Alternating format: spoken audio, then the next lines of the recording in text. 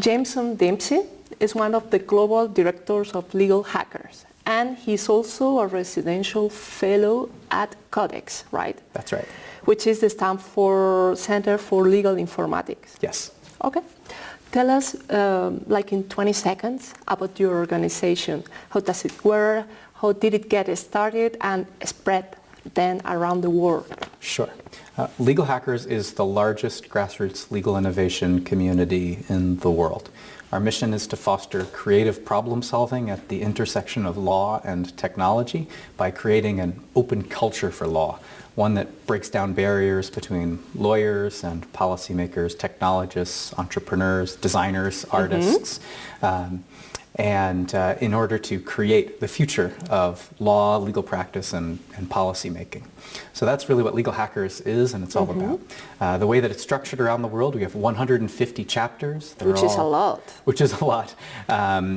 You were like 60 chapters just 2 years ago. That's right. We're just about doubling in size every year in terms of number of chapters. And each chapter is self-organized, it's self-governed, it's run by people from the local community for the local community. Just a note, can you explain what is a chapter? Because our audience maybe is not familiar with the word. Sure. So a chapter of Legal Hackers is a self-organized community within a city or local region. So for example, Madrid Legal Hackers has an organizing team, has a community of 2,000 members on Meetup, and they host regular local events to bring people together to learn from one another, to build things together, and to discuss issues at the intersection of law and technology. Okay, so it's open, it's non-commercial. Correct. It's really important, right? 100% volunteer. 100% volunteer. Can you tell us a little bit more about the variety of backgrounds of this volunteer? Sure. So a legal hacker is anyone who's interested in the intersection of law and policy, or law and technology, and interested in creative problem solving at that intersection.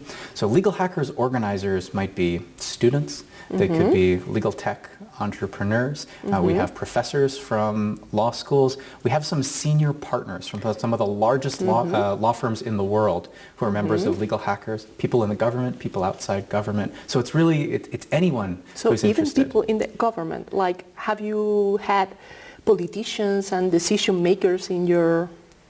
No politicians as of yet, but there are a number of people who work, for example, on open government data, who are also legal hackers, chapter organizers, for example, in Washington, D.C.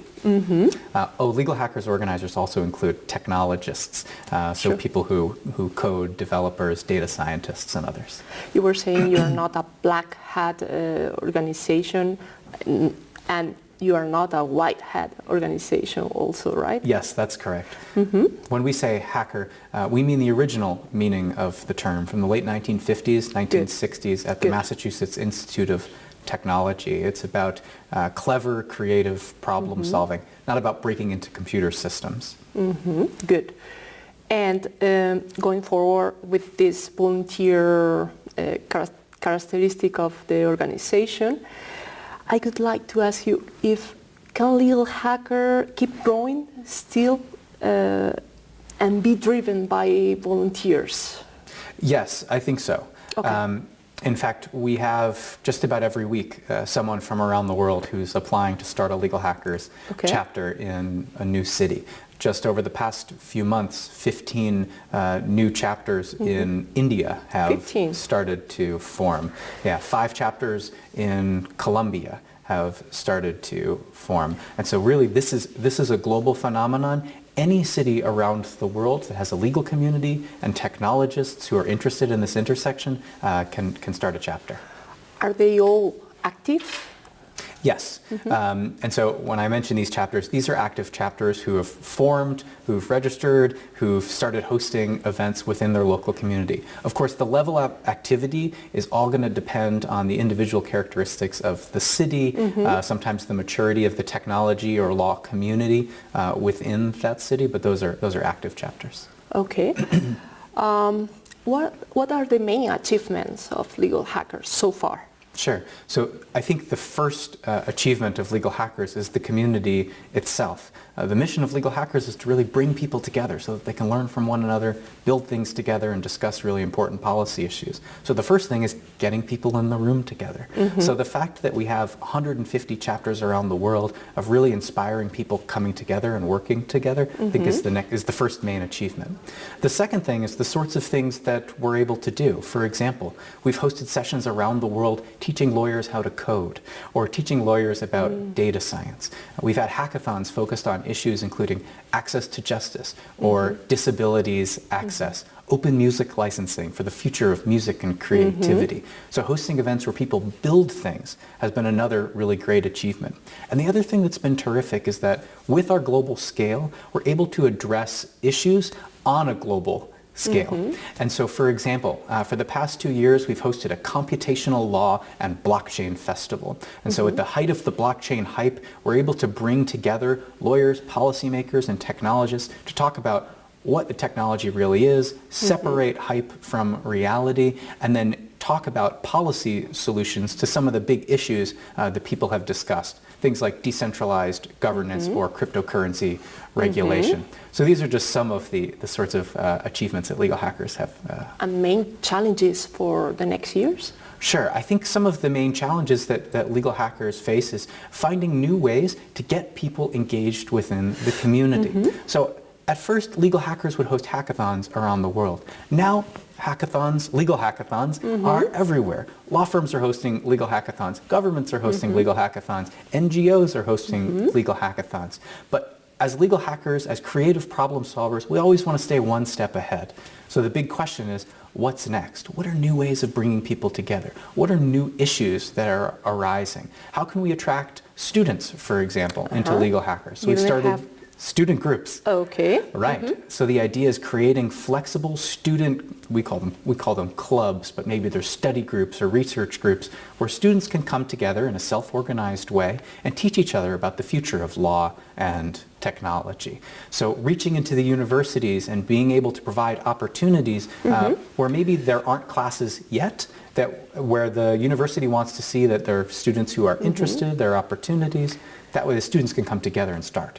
That brings me to a question that I have, which is people are worrying about their jobs, right? And what could you say to a lawyer who is just starting their career? Sure. First of all, I think that the threat of the robot lawyer taking a lawyer's job has been greatly over-exaggerated. Okay. I think that, in fact, technology is going to serve as an enhancement for lawyers, as an enabler of more creative lawyering. For example, the availability of open legal data is something that's going to enable lawyers and policymakers to more effectively advocate on behalf of their clients. And so if I were talking to a new lawyer, I'd say understand the principles of data science, how to work with data, how to access the data, and that way you can supercharge your practice. And the great thing about open legal data is it's as available to the large firm as it is to a small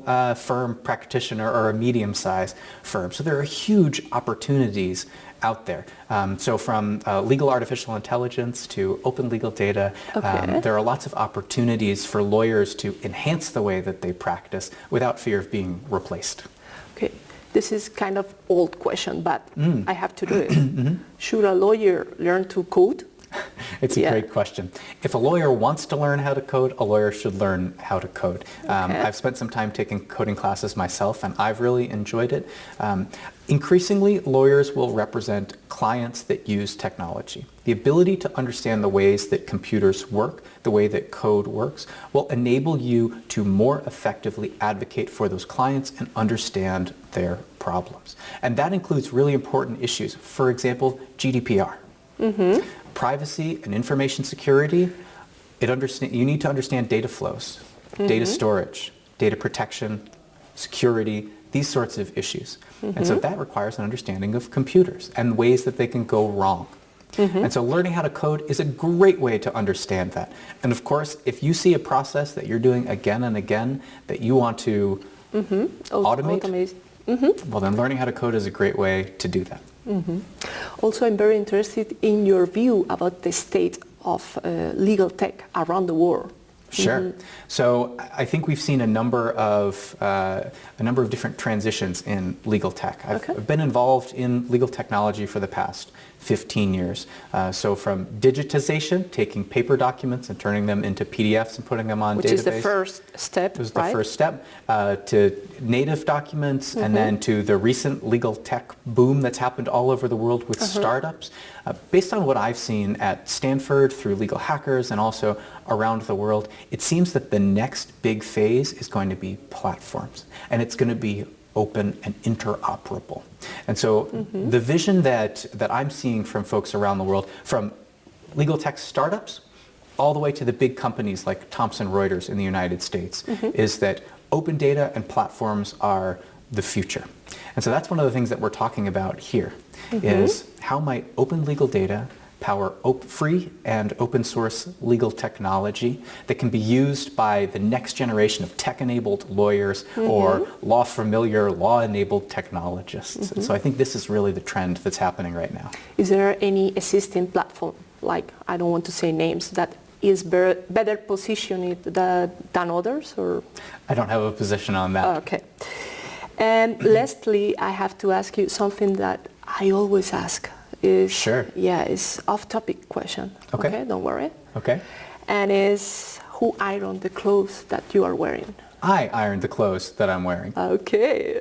In fact, I steamed them. Oh, you steamed them? I steamed this morning. I'm proud of my ironing skills. I've learned from some of the best, and so I iron my own clothes. Thank you, Jameson, for taking your time. Thank you very much. I really appreciate it.